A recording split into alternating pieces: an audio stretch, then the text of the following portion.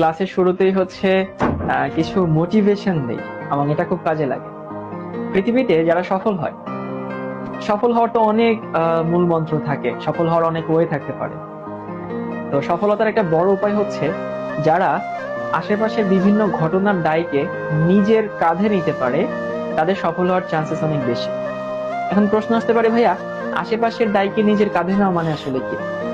আশেপাশের দায়কে নিজের কাঁধে নেওয়া মানে ফর্সে তোমার বাসায় এখন ইলেকট্রিসিটি নেই, ফর্স ধরো যে নাই, তুমি বলতেই পারো যে ভাই আমার বাসায় কারেন্ট নেই, আমি আজকে পড়বো না, আমার এখন ভালো লাগছে না, আমি পড়বো না। তাহলে তুমি কিন্তু দায়টা নিজের উপরে নিলা না।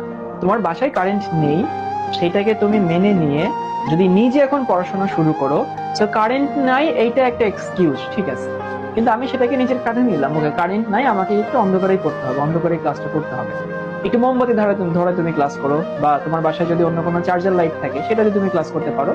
তো এটা হচ্ছে একটা ফ্যাক্ট যে আশেপাশের দায়কে নিজের উপরে নেওয়া। অথবা ধরো তোমার পাশে তোমার একটা বন্ধু আছে যার ফ্যামিলি থেকে তাকে প্রচুর সাপোর্ট দেয়, তাদের ফ্যামিলি ধরো অনেক সলভেন্ট, তার জন্য অনেক ভালো টিচার রাখতে পারে, তার জন্য অনেক বাসায় টিচার রাখছে, এরকম কিন্তু হতে পারে। কিন্তু তোমার ফ্যামিলিতে ধরো সেই সামর্থ্য নাই, সবার ফ্যামিলিতে থাকে না। তো তুমি বলতেই পারো যে আমার আব্বু আম্মা আমাকে অনেক ভালো টিচার দিচ্ছে না, আমি অনেক ভালো খাবার দাবার খেতে পারছি না, আমি ভালো স্কুলে পড়তে পারছি না, তার মানে আমার পড়াশোনা খারাপ হবে। কিন্তু তুমি যদি সেইটাকে দায়টাকে নিজের উপরে নাও যে হ্যাঁ, আমার আম্মু আমার আব্বু যেহেতু আমাকে ভালো টিচার দিতে পারছে না, সেইটাকে আমি নিজের উপরে নিয়ে আমি একটু বেশি পড়াশোনা করবো, ও যদি 3 ঘন্টা পড়ে আমি 5 ঘন্টা পড়বো। অথবা ধরো যে তোমার আব্বু আম্মু তোমার জন্য অনেক দামি জামা কাপড় দিতে পারছে না, অনেক ভালো খাবার দিতে পারছে না, এরকম হতে পারে। তুমি যদি সেটাকে নিজের কাঁধে নিয়ে তুমি যদি ওইটা মিটিগেট করার জন্য বা ওই জিনিসটাকে তুমি নর্মাল করার জন্য বা ওইটাকে মেটানোর জন্য তুমি যদি আরেকটু ভালো পড়াশোনা করো, দেখবে এই জিনিসটা কিন্তু মেনে নিবে। অথবা ধরো তোমরা যারা অনেকে ঢাকায় থাকো, তো অনেক সময় দেখা যায় আমরা কোথাও দেরি হয়ে গেলে আমরা বলি যে হচ্ছে জ্যামে পড়ে গেছিলাম, জ্যামে আটকে গেছিলাম। এই যে তুমি যখন বলবা কোথাও এক্সকিউজ দিয়ে বলবা যে আমি জ্যামে আটকে গেছিলাম, এর মানে হচ্ছে তুমি কিন্তু দায়টা নিজের উপরে নিচ্ছ না। তুমি তো জানো আসলে ঢাকায় জ্যাম থাকে, তাই না? তো তোমার কি করা উচিত ছিল? তোমার একটু আগে রওনা হওয়া উচিত ছিল, বাসা থেকে একটু আগে বের হয়ে তারপরে তুমি সময় মতো এখানে আসতা। তো তুমি যদি একটু আগে রওনা হইতা, তার মানে কি ঢাকায় যে জ্যাম আছে এটা তুমি জানো, এবং সেইটা মেনে নিয়ে তুমি একটু আগে রওনা হচ্ছ, তার মানে আশেপাশের দায়কে নিজের উপরে নিচ্ছ। তো এটা একটু মনে রাখবা যে লাইফে যারা শাইন করে, এখানে ম্যাক্সিমাম মানুষ এবং বিভিন্ন প্রতিবন্ধকতা আমাদের থাকে, বিভিন্ন লিমিটেশন থাকে, এগুলো কিন্তু আমরা আমাদের হাতে থাকে না আর কি। So আমরা পরিশ্রম দিয়ে ওইটাকে আসলে মিটিগেট করতে পারি।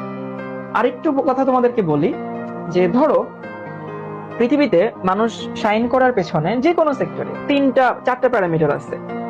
এই 4টা প্যারামিটারের মাধ্যমে মানুষ লাইফে সফল হয় যে কোনো সেক্টরে। একটা হচ্ছে তার মেধা, কিছু মানুষ বাইবর্ন অনেক মেধাবী থাকে। তার পরিশ্রম, পরিশ্রম দিয়ে মানুষ লাইফে শাইন করতে পারে। এরপরে হচ্ছে তার সারাউন্ডিংস বা পরিবেশ, সে কেমন পরিবেশে বড় উঠছে, আশেপাশের মানুষগুলো কেমন, এবং তার ভাগ্য বা সৃষ্টিকর্তার তার উপরে যে রহমত সেটা। এই 4টা জিনিস একটা মানুষ আসলে লাইফে সফল হওয়ার জন্য দরকার। কারণ কিছু কিছু মানুষ আছে বাই বর্ন অনেক মেধাবী, সবাই হয়তো মেধাবী না। আবার কিছু মানুষ অনেক ভালো পরিবেশ পায়, কারণ তার ফ্যামিলি অনেক ভালো সলভেন্ট ফ্যামিলি, ভালো পরিবেশ পাচ্ছে, দূষিত পরিবেশ না, সে ভালো টিচার রাখতে পারছে, এমন হতে পারে। কারো ভাগ্য খুব ভালো, অল্প পরিশ্রম করেও সে ভালো করতে পারছে। কারণ হচ্ছে আহ কারণ তার ভাগ্য ভালো করছে, তার উপরে আল্লাহর রহমত আছে, অনেকের দোয়া আছে। এখন আমাকে একটু বলো তো, এই 4টা প্যারামিটারের মধ্যে একটা মানুষের হাতে কোনটা আছে? বা ধরো আমি যদি হই তাহলে আমার হাতে আসলে কোনটা আছে? প্রথমটা নিশ্চয়ই আমার হাতে নাই, কারণ আমি মেধা, কতটুকু মেধা আমার আছে এটা আমি কখনোই চেঞ্জ করতে পারবো না। আমি বাইবর্ন যতটুকু মেধা নিয়ে জন্মাইছি ওইটাই আমার। আমি পরিবেশটা চেঞ্জ করতে পারবো না, কারণ আমার আশেপাশে পরিবেশ আমার ফ্যামিলি দিবে, আমার সমাজ দেবে, এখন সেটাও তো আমি চেঞ্জ করতে পারবো না। আমার ভাগ্যটাকেও আমি চেঞ্জ করতে পারবো না। তো আমরা আসলে আমাদের হাতে আছে হচ্ছে এই 2 নম্বরটা পরিশ্রম। সেই জন্য কখনো যদি মনে করো যে তোমাকে সাকসেসফুল হতে হবে, যেহেতু এই 3টাও অনেক বড় প্রভাব রাখে, বাট ওই 3টা আমাদের হাতে নাই, আমাদের হাতে আছে পরিশ্রম। তুমি যে কোনো সেক্টর, তুমি পড়াশোনা করো, তুমি বিজনেস করো, তুমি জব করো, তুমি যাই করো, তুমি যদি পরিশ্রম না করো, সেখানে যদি মেহনত না দাও, সেখানে কি তুমি ভালো করবে না? এই যে কিছুক্ষণ আগে কে জানি বললো কেমিস্ট্রি বোরিং, কেমিস্ট্রি বোরিং কিন্তু পড়তে হয়। এই যে বললাম না, তোমাকে আসলে মেনে নিতে হবে কেমিস্ট্রি বোরিং, বাট পড়তে হবে। তোমার কাছে মনে হতে পারে যে হ্যাঁ আমি আমার ফ্যামিলি ভাইয়া ভালো টিচার দিচ্ছে না, আমাকে ভালো টিচার পাচ্ছি না, আমি আমার বন্ধু তো বাসায় টিচার দেখে পড়ে। তো ফ্যাক্ট হচ্ছে তোমাকে মেনে নিয়ে তারপরে পরিশ্রম করতে হবে, এই জিনিসগুলো একটু মাথায় রাখবা। সাফল্যের কোনো শর্টকাট নাই, পরিশ্রমের কোনো ওয়ে নাই, ওর কোনো অল্টারনেট নাই। সাফল্য পরিশ্রম দিয়ে আসে। হ্যাঁ, কিছু মানুষের মেধাবী থাকে, এটা খুবই এক্সেপশনাল কেস।